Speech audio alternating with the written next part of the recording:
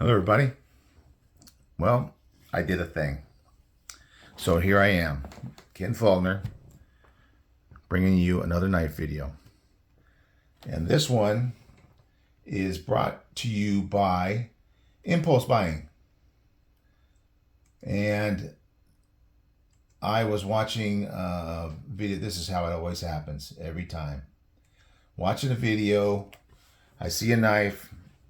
If you know, that I like Biz Blades, you probably know where I saw this one. And I'm watching it, and he has it sideways. You know how he does that? He has it on his side, and you can't see what it is, and then he turns it over, and it's like, oh my gosh. And then I'm going, oh my gosh, oh my gosh, oh my gosh, throughout the video. And I click the link to Amazon, and I'm looking at it. And I'm thinking to myself, how many times have I been through this? Miguron knives or other knives, and they put out a knife that is just kind of crazy, like me. Miguron knives, a card. More of the standard stuff. Miguron knives, professional, reasonable, and satisfactory. And I was not reasonable in my purchase of this. Troll candy and a cloth. Seen many of those, and the knife. So if you haven't seen these, I don't know if I haven't seen it on any other channels, but they're probably around.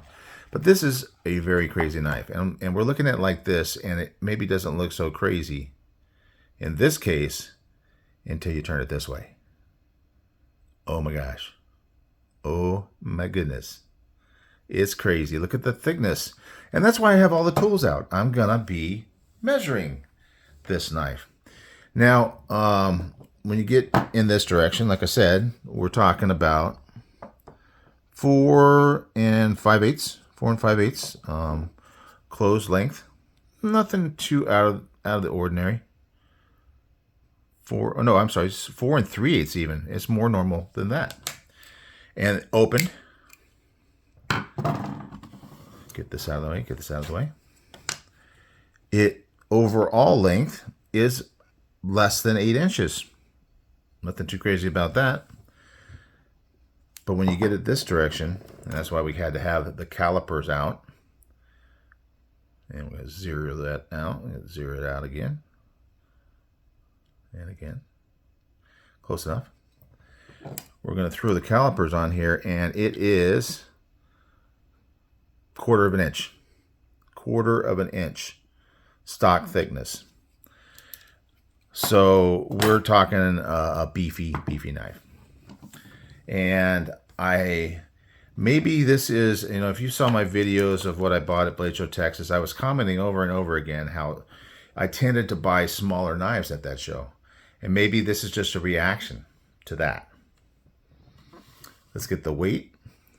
I'm expecting it to be, I haven't done this yet, but I am expecting it to be pretty heavy because it feels pretty heavy. 6.9, not out of control, I have another knife here I wanted to compare it to. And this is definitely going to be more heavy. 14.5. This is the Proponent. This is the closest thing I have to this knife. Now, it is bigger in every way and definitely heavier, but I think except for the thickness, I think we're about the same. Oh no, look at that. This is like 0.19, so that's almost like 3/16. So it's still, even the massive Proponent, of course it's got brass scales, so that's adding some weight, does not have that thickness. So let's put them together. We'll see if we can actually see the difference. Oh yeah, look at that. Look at that. Now I watch, used to be Sawtooth Dave, now it's Barefoot Bruisers. And man, I love his knives, and he's always had big knives. He used to be more production oriented, but now he's more of he's more getting into customs. And I'm drooling over them and looking at them and thinking, man, one day that'd be so cool. And maybe I'll be able to get one, but they are definitely up there in price. But this makes me think about those knives. because of that thickness. Certainly, he wouldn't carry a knife this size.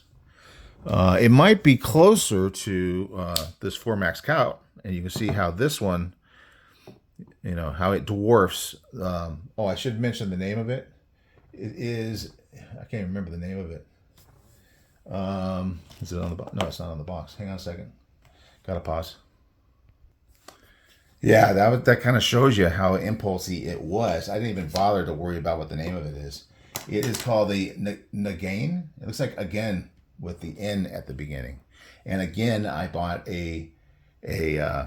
another again. That's the Nagain, I guess. That's how I'm going to remember the name. Another again impulse buy. I haven't done that in a while. I thought that was in my past. I thought that I was able to control those impulses, but apparently it's just waiting for me around every corner. I got a bunch of big knives. Obviously, I like big knives, but like I said, at the show, I was buying smaller knives, and I thought maybe that's all in my past. Maybe I'm going to start collecting smaller knives. Nope, not this time. There you go. Barely get them all on screen. But this one is actually the smallest in this direction of any of them. But I don't think even this, this is the F&Gro 906. This is going to be 3/16. So I think this is officially the thickest folding knife that I have in my collection now. And I really love it. I mean, actually, it's got these cool features with the milling and all that. And you've seen knives like this before. I know Max Ace has some crazy stuff like this. Riyadh has some cool, crazy stuff like this. And most of them are pretty expensive. But the milling, it's got some carbon fiber in there, is M390. So that's a big old slab of M390 for sure. Titanium scales and clip. All works really well. It does have a hollow grind here, which is really cool, but it still feels pretty thick behind the edge. It's very beefy. And then it's got the dual grind, so it's got that reinforced front end, which can probably be used to, pry something open pretty easily because it is a thick beast. You probably sharpen this up. I was trying to cut some stuff today. Grab a piece of paper.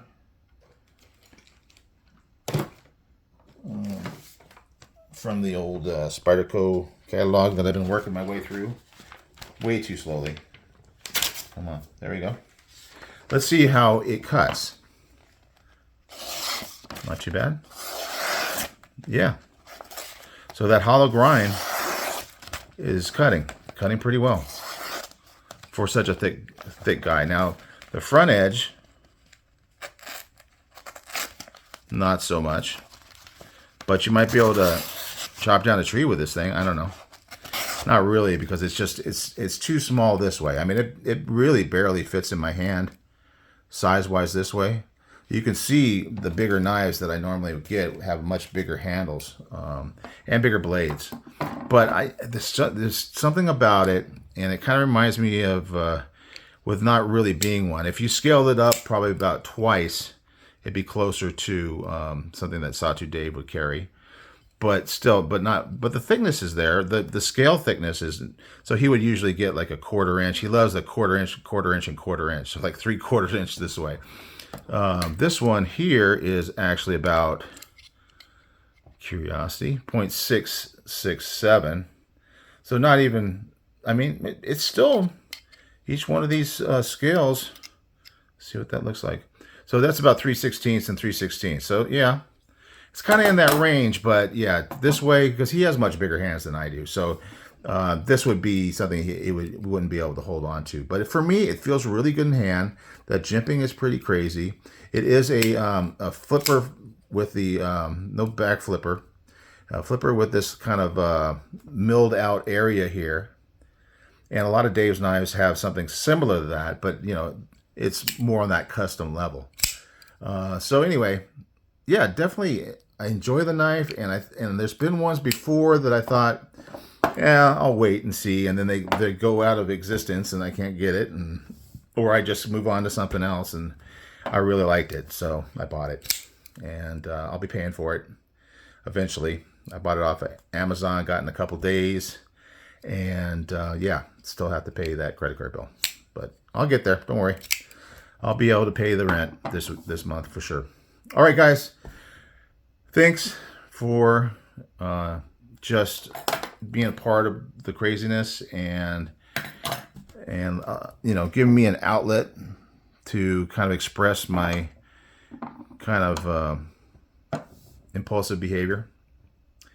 And I guess I'll see you on the next one.